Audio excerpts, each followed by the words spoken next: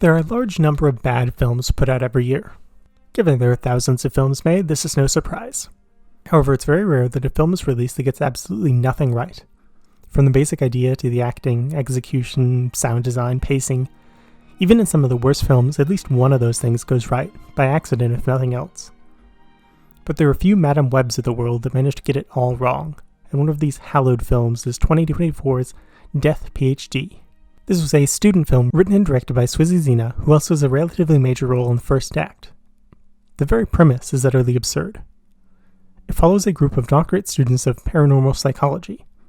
Near the end of their tenure at the university, they're offered a choice: either finish their dissertation, or they can spend one night in a haunted house to automatically graduate.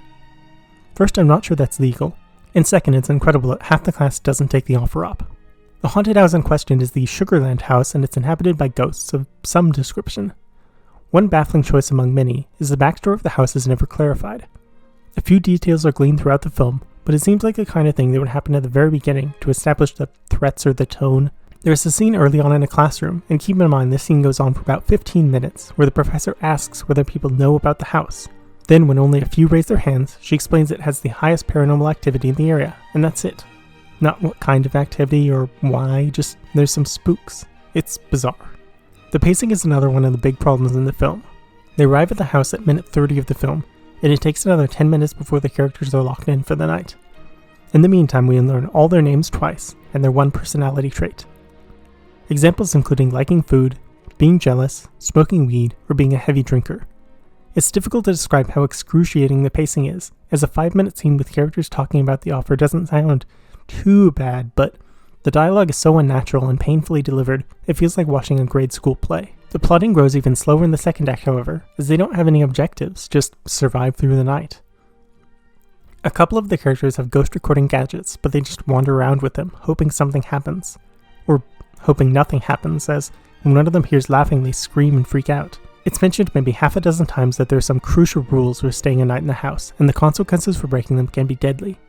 The curator says the rules are in a drawer in the kitchen, which two of the characters go to investigate. They discover a little black thing, which initially seems to be a holder for a scroll or something similar, but is actually a voice recorder with the rules spoken by the curator. Mixing modern technology with ancient ghosts is weird, although it gets stranger. The ghost inhabiting this house was a slave owner, so presumably died somewhere in the mid-19th century, but the house has completely modern fixings. The kitchen looks less than a decade old, and the lights and other furniture in the house are also seemingly modern. There's nothing saying the ghost only comes out on certain days or nights, so presumably some contractors had to come in and fix it up while the ghost children ran around. Ignoring that, these crucial rules for survival are found at 42 minutes into the film. They are then read at 72 minutes in. For the majority of their time in the house, they don't know what the rules are, and even after people start dying, they don't make efforts to find them. When they do find them, they are Bible verses, give or take, and are somewhat of a riddle to solve. But they never end up spending time to solve them. There are 6 different rules, of which only 3 are broken. One of the rules, about treating their bodies as God's temple, is a bit of a fake out, as the characters believe they are broken it by smoking weed. But then it turns out that weed is holy in God's eyes, which I guess is the message of the film. That leaves 2 rules never addressed in any capacity, which is just poor storytelling. Now let's talk about the characters. They're a fairly mixed group. There's Jarvis, who bugs out at the very start of the stay, Dane, who is sort of the leader, Kennedy, who is the fool archetype, JT, who is the most developed character and a complete and unrepentant asshole, Quan, who is her boyfriend, but also forms part of a love triangle with Morgan, who spends most of the film crying. Blake likes food, Kenny is smart, and Justice smokes weed. And that's them all. JT is the cousin of their professor, who's played by the director. They have a big long argument just outside of class, which feels like it's building towards something, but JT is the second to die because she had sex with Quan, so it doesn't go anywhere. That scene is one of the weirdest in the film. Neither character even takes off their clothing, and the ghost kids show up and Quan lunges at them very badly. Rap music starts, and then the kids do a minor routine. There's some weird filters applied while the kids chant 100 lashes. Quan stumbles around like he's being hit, but I guess they didn't have a makeup person, so the only effect of this is a dirty round stain on the camera. After that's done, both characters get pulled under the bed and disappear. Oddly enough, the first death, Blake, just dies and doesn't disappear. It's revealed later that the lady of the house, who is the lead ghost, died from eating poison food, so maybe that's related, but the other characters also eat the food and it doesn't kill them? Based on the rules, it might be because they didn't pray before eating, but who knows.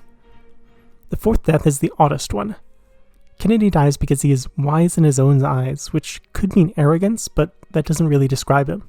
At the time he was trying to get the rules from Blake, who they had moved to a random bathroom, but after he dies the rest of the group tries to get the rules and it just works. In a supernatural film, clearly established rules are crucial, but these are not read out far too late and are contradictory. Also, the scene where they retrieve the rules bears pointing out because it's clear that Blake's actor is no longer on set, so they have a single camera angle while retrieving them, with her not in it. Speaking of poor execution and scenes, when they first hear the rules, it's just the remaining members sitting around a table, occasionally gesturing vaguely. They also laugh at their stay being called eventful, but 4 of their classmates just died, not exactly the time. After a few minutes of them sitting statically around, they decry it as riddles. Then they sit down and listen to it again, but this time with flashbacks because they had absolutely zero faith in the audience. After this, the group chows down on the food that killed their friend. Then they all just go upstairs and go to sleep. They do this at 2:14, as the haphazardly placed timestamp tells us. These occur frequently throughout the film, and every time they're just thrown up randomly, not at the center of the screen or any logical place. They also appear and disappear rapidly, furthering how odd they feel. The opening credits are similar, strewn about randomly over stock footage, sometimes even being absorbed into the background. So the power goes out, the ghost children bring them 3 candles, and then when they go up to the room, the lights are still on, so apparently it only went out for that one room. All of them sleep in the same bed without anyone on watch with the door open. They also sleep until it's almost 8 a.m., meaning the finale, the theoretically scariest moment, occurs in broad daylight. In the nighttime, the ghost kids had some makeup on that made them appear ghoulish, and with the lighting and brief glances, there was some possible tension or fear. Now in the daylight, it's just some kids in a bit of makeup. On the bright side, they're the best actors in the film. They offer their hands to the group, and Morgan takes one. Then Quan offers his but gets rejected. This would imply that he's impure or going to die, but nope, he just walks away completely free. The group is led into the kitchen and are forced to make breakfast. They make a nice one too. It looks like eggs, pancakes, orange juice, maybe sausages. They then take the breakfast underground to the rave catacombs, where they meet the final antagonist, some ghost lady. Her name is said in the end credits, but never throughout the film, and we never got the backstory of the house, so this could be anyone. She runs at them spookily, then kisses their hands, with a lick here or there. She talks about how excited she is to meet them, forces them to get dressed in potato sacks, and then doesn't eat the breakfast.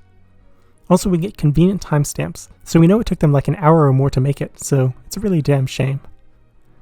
At 9:30, she says it's time to go into the fields. The group is then led upstairs, where 2 of them are let out.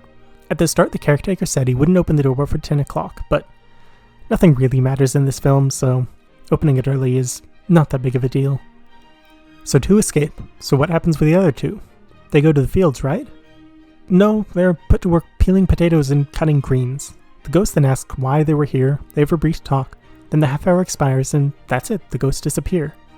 After they leave the house, we see the people killer added to the ghost roster, which doesn't make any sense as the only ghosts that previously saw were the slave kids, and it has been established that the program with the Sugarland house has happened multiple times before. But again, none of this matters. The film is most comparable to Manos: The Hands of Fate, and how it fails in every regard. The sound design, be it the music, spooky noises, or dialogue, is awful. The production design is similarly shoddy. If your film is set in a haunted house, at least find that one looks old or unique. This is a random house someone found on Craigslist. Although this house was also used in The Silence of the Hams and Casper Meets Wendy, so it's got that going for it. The acting is bad, the dialogue is stilted and dull. It's an hour and 45 instead of a tight 90, and it really feels that long. From concept to plot execution, it's just abysmal. The best thing that could be said about it is there are a few moments where the tension works, but they're immediately deflated by one thing or another. Also, there isn't any CGI, so there's no bad CGI, which is something you'd expect from this kind of film. Its budget was apparently $85,000, which seems about 10 times too high, and it can be found on Prime Video. This is the worst film of the year, and that's saying quite a bit. If you're a connoisseur of bad movies, this may be worth it, but for anyone else, this is just terrible. Thank you for watching this review. Please let me know what you thought of this film, or the idea of this film, and be well.